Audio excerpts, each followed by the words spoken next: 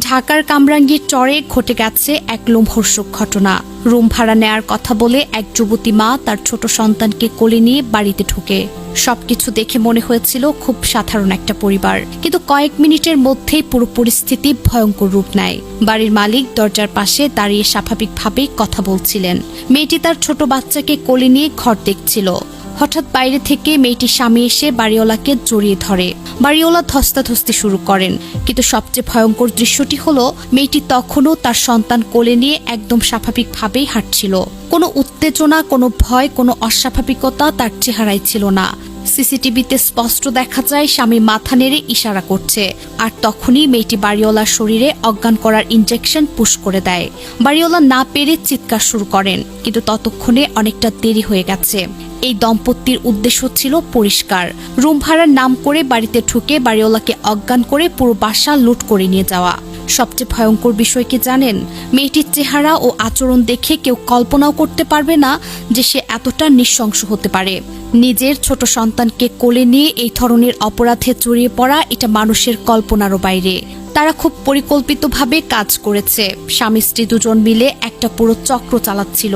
এই ঘটনা শুধু একটি সাধারণ চুরি নয়, এটি একটি সংঘবদ্ধ অপরাধের চক্রের কাজ। সম্ভবত তারা আগে থেকে এলাকা রেডি করে বাড়িওয়ালাদের টার্গেট করত। মেয়েটির সাধারণ চেহারা, শিশু কোলে নিয়ে আসা, এসব ছিল তাদের বিশ্বাসযোগ্যতা বাড়ানোর কৌশল। মানুষ সহজে একজন মাকে সন্দেহ করে না।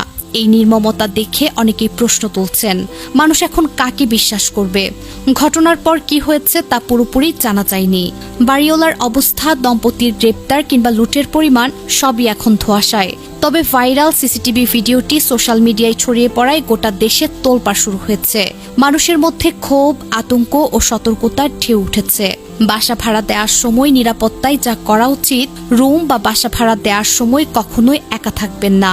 বাসায় পরিবারের অন্তত আরেকজন সদস্য বা বিশ্বস্ত প্রতিবেশীকে সঙ্গে রাখুন। বিশেষ করে রাতে বা নির্জন সময়ে অচেনা মানুষকে ঘর দেখানো থেকে যতটা সম্ভব বিরত থাকুন। দিনের বেলা লোকজনের আনাগোনা থাকার সময়টাতে ভাড়াটে দেখানোই তুলনামূলক নিরাপদ। যিনি ভাড়া নিতে আসছেন তার পরিচয় আগে ভাগেই যাচাই করে নিন। জাতীয় পরিচয়পত্র, পাসপোর্টের ফটোকপি, বর্তমান ঠিকানা এবং একটি জরুরি যোগাযোগ নম্বর রেখে দিন। সম্ভব হলে স্থানীয় থানায় ভাড়াটের তথ্য জমা দিন। এটি শুধু নিরাপত্তার জন্য নয়, বাংলাদেশের প্রচলিত নিয়ম অনুযায়ীও এটি করা উচিত।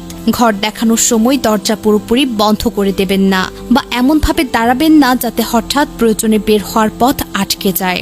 বাসার প্রবেশ পথ ও সিঁড়িতে কার্যকর সিসিটিভি ক্যামেরা রাখা ভালো একটি অভ্যাস। এতে অপরাধ ঘটার আশঙ্কা যেমন কমে, তেমনি কিছু ঘটলে প্রমাণও থেকে যায়। কারো আচরণে অস্বাভাবিক কিছু চোখে পড়লে সতর্ক হয়ে যান।